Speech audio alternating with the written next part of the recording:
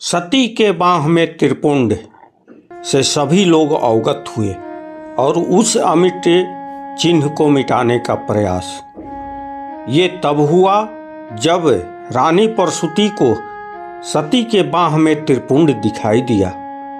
उनके पूछने पर भी सती नहीं बताई तो वह व्याकुल होकर कही, सती ये अशुभ चिन्ह कैसे हुआ?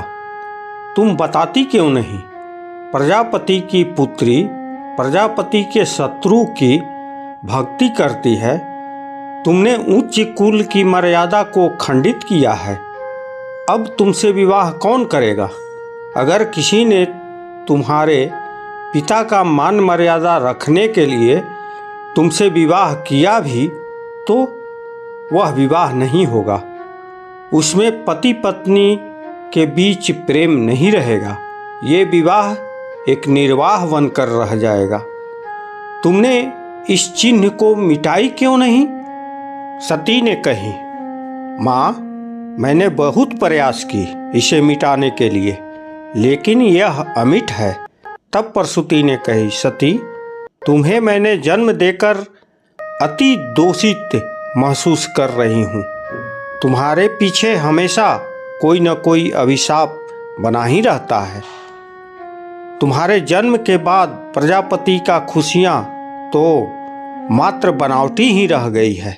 ऐसा क्यों सती, ऐसा क्यों? तब सती ने कही, माँ, तो इसमें मेरी क्या दोष है?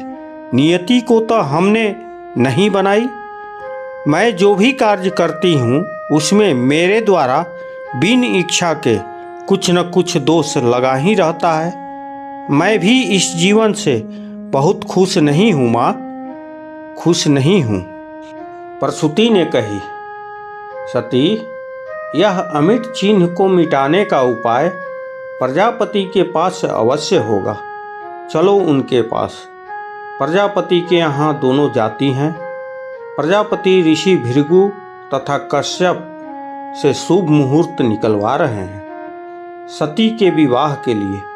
उन्होंने कहा, ऋषि भृगु, विवाह का ऐसा मुहूर्त देखें जो उस दिन सभी ग्रह शुभ हों।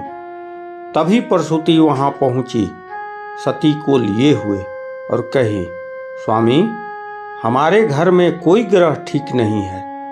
विपत्ति का पहाड़ हमारे घर पर बना हुआ है। तभी दक्ष ने कहा, क्या कह रही हैं परसुती? परसुती ने कही, मैं सत्य कह रही हूँ स्वामी। ये देखें। उन्होंने सती की